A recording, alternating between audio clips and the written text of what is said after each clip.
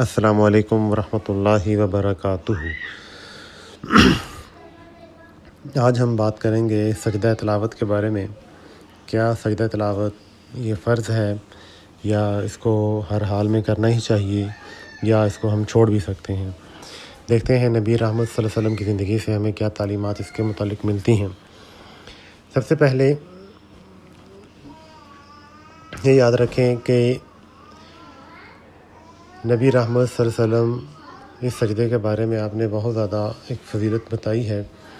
آپ نے فرمایا ہے کہ جب آدم کا بیٹا مومن سجدے کی آیت پڑھتا ہے، پھر اس کو پڑھنے والا اور سننے والا دونوں سجدہ کرتا ہے، تو شیطان روتا ہوا ایک طرف ہو کر کہتا ہے کہ ہائے میری ہلاکت، تباہی، بربادی، آدم کے بیٹے کو سجدے کا حکم دیا گیا ہے، اس نے سجدہ کیا، بس اس کے لیے بہشت ہے،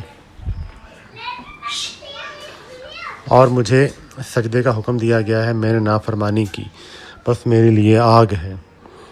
تو یعنی کہ یہ سجدہ جو ہے یہ شیطان کے لیے ہلاکت، تباہی کا جو ہے نا وہ سبب بن جاتا ہے۔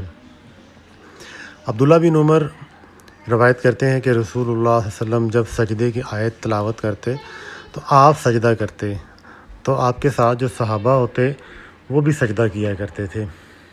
اس قدر یہ ایک خوبصورت عمل ہے۔ اور پھر آپ اس سجدے کے آیت میں سجدے کے اندر کون سی دعا پڑھتے تھے؟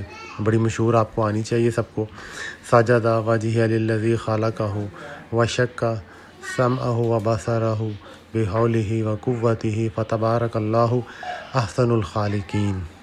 یہ نبی رحمت صلی اللہ علیہ وسلم سجدے کی تلاوت میں یہ آیت پڑھا کرتے تھے سجدے کے اندر۔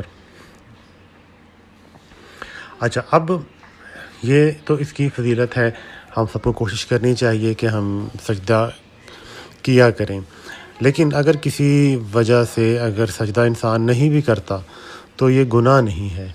اس کے بارے میں ہمیں حدیث سے ہی، نبی رحمت صلی اللہ علیہ وسلم کی زندگی سے ہی ایک طریقہ ملتا ہے۔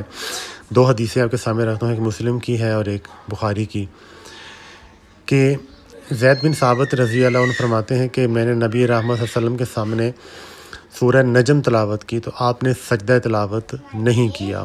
تو سجدہ تلاوت فرض نہیں ہے، اگر آپ کر لیں گے تو اس کا بہت زیادہ اجر ہے، تو نہ کریں گے تو اس میں گناہ نہیں ہے۔ جس کی ایک اور حدیث میں ہمیں دلیل ملتی ہے کہ عمر فاروق رضی اللہ تعالیٰ عنہ نے جمعے کے دن ممبر پر سورہ نحل پڑھی، جب سجدے کی آیت آئی تو ممبر پر سے اترے اور سجدہ کیا، اور لوگوں نے بھی ان کے ساتھ سجدہ کیا۔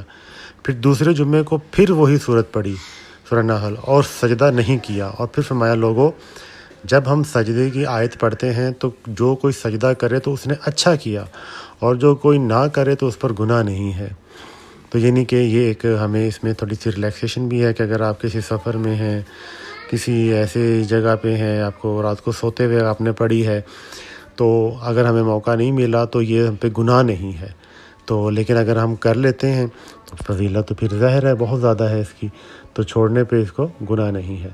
تو اللہ سے دعا ہے اللہ ہمیں صحیح سنت کے مطابق عمل کرنے کی توفیق عطا فرمائے۔